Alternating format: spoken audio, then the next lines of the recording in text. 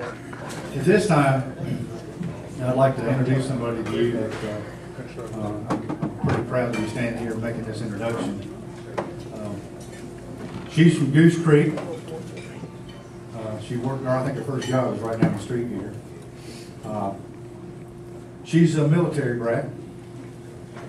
Her dad's a retired general who his job in the Army was to train rangers. So, you know, she probably had a pretty disciplined life growing up. She was the first woman who graduated from the Citadel. I think that's a phenomenal accomplishment. Her family's very involved in the military. Her brother's on active duty Army. Both of her brother-in-laws are on active duty. One's in the Army, one's smart enough to be in the Navy. Yeah. She's a small business owner. She has a consulting firm. She's an author. She has worked with some pretty impressive people that I think we would agree are very impressive, namely Senator Tim Scott, Representative Dick Mulvaney, Senator Tom Davis, and Representative Samuel Rivers. So with that, I'd like to introduce to you Miss Nancy Mace.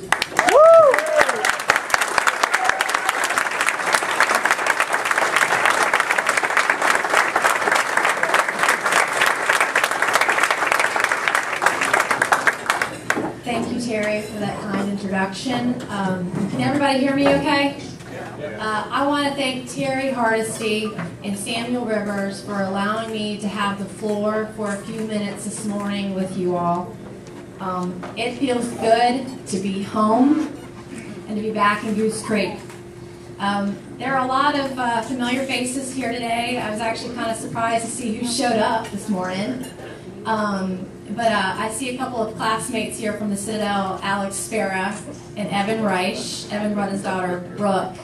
Brooke, I heard yesterday your dad texted me to say he was buying you a new dress for this morning's breakfast, and he did a great job. There are some folks who drove a long way, got up very early this morning to be here. Amanda Cooley came down from Fountain Inn.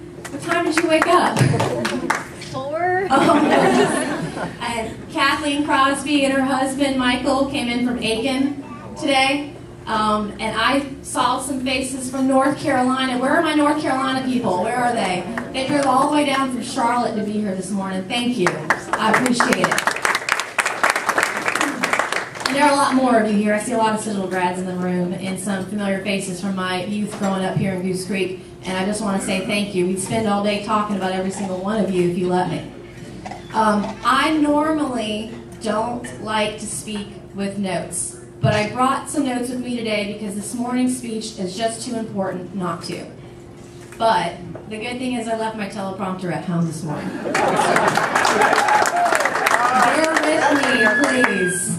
My name is Nancy Mace, and many of you know me as the first woman to graduate from the Citadel.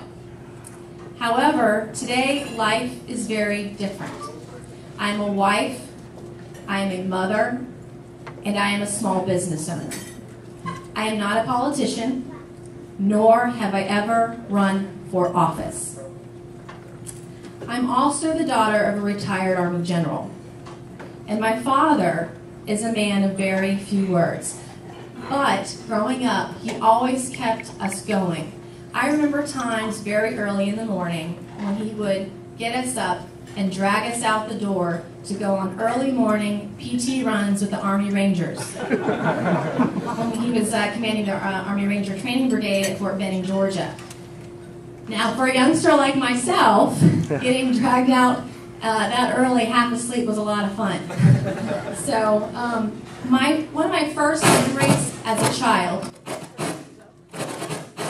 growing up, was a hunting trip with my dad. It was my very first one. I was 5. And we were quail hunting that day. We were stationed at Carlisle, Pennsylvania. And my job was to go out into the field and retrieve the quail after they dropped to the ground and bring them back to my father. Because that day, Dad forgot to bring our dogs. So I'm sure my father thought that he was training a golden retriever. But little did he know that he was actually raising a Citadel bulldog.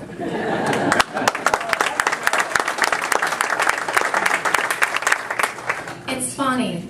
My dad is a man of few words, but when he dropped me off at the gates of the Citadel, his final words to me were this: "Don't call home if you want to quit. Just put on your shoes and start walking." But that was the way that he was. And he was he had a very big part in my upbringing. He was tough, but he taught me how to be a very hard worker, and he taught me self-reliance. And he's always been a hero of mine, as has my mother, Mace, who's here today, who's a school teacher. Growing up in the 80s, I had another hero, and admired President Ronald Reagan. I believe our 40th president understood what it was like to be an American.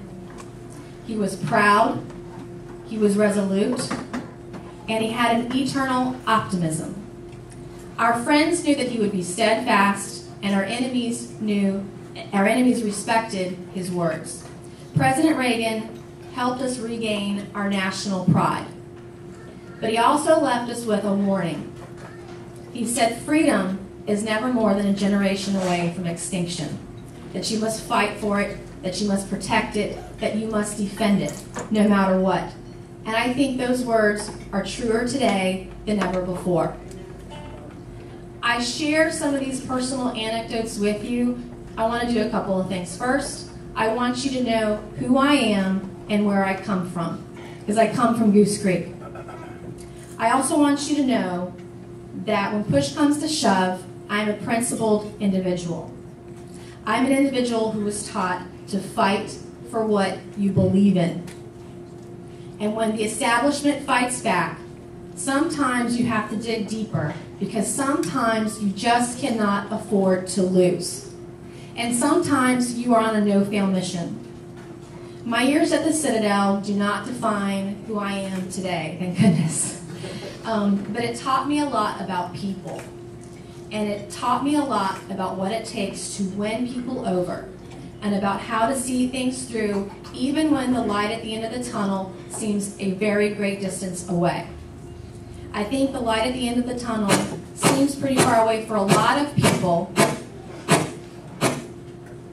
because there are some who are wondering when we're going to restore the promise of this great country.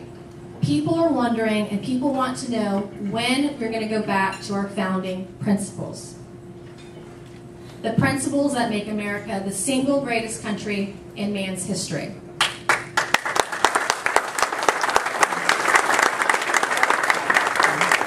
Some people believe that we're just too far gone, and that there are progressives and leftists who have eroded the fabric of our country, and that we cannot get back to what made our nation great.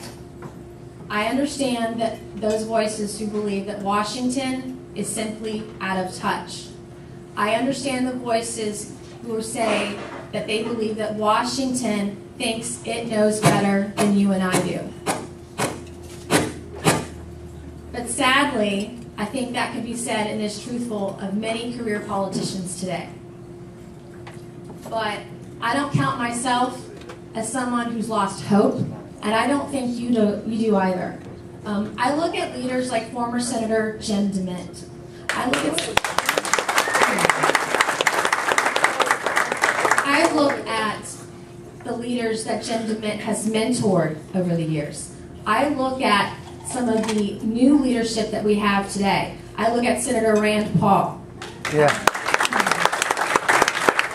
I look at Senator Ted Cruz and Mike Lee. Yeah. I look at the fresh faces, the new voices, this new leadership, and I'm hopeful that we can actually turn things around. But in order to do that, in order to make the transformation possible, we must stick to our principles and refuse to capitulate to the progressives on the left and to the special interests. South Carolina has a rich history of sending conservative leaders to Washington, D.C. to lead that charge. I think it's time to restore that tradition. Yeah.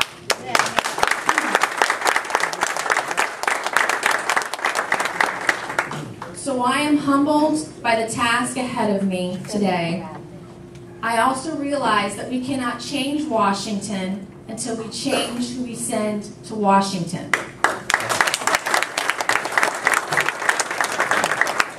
So today, this morning, in my hometown of Goose Creek, I'm announcing my candidacy for the United States Senate in South Carolina.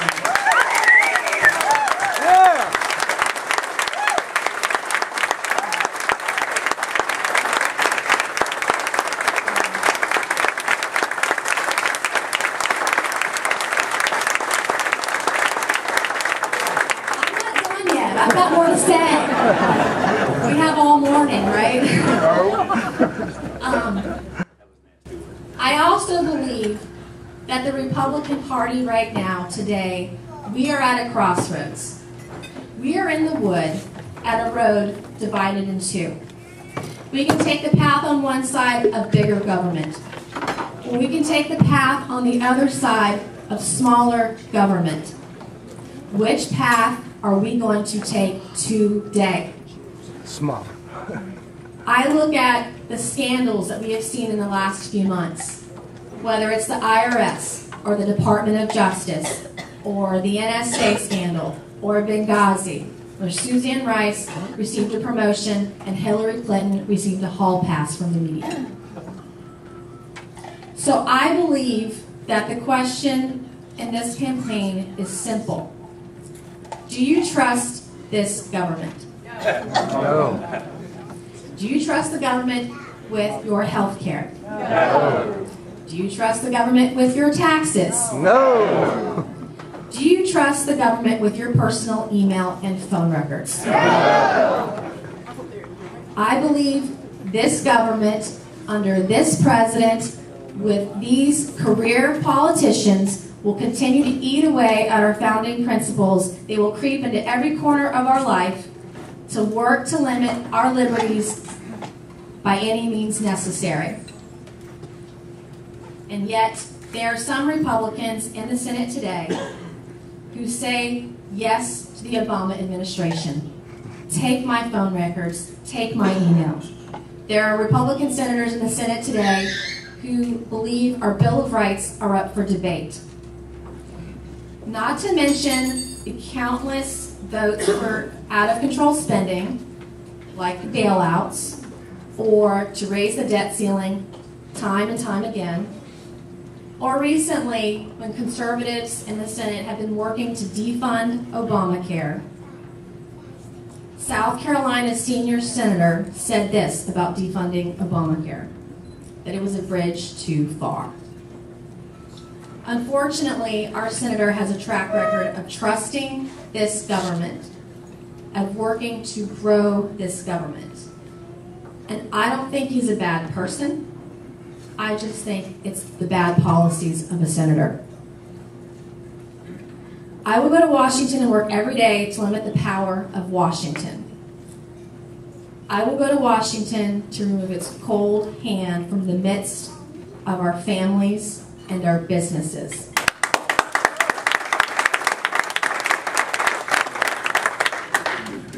And by the grace of God, I was born a free American, and that is something I do not take lightly, and neither do you.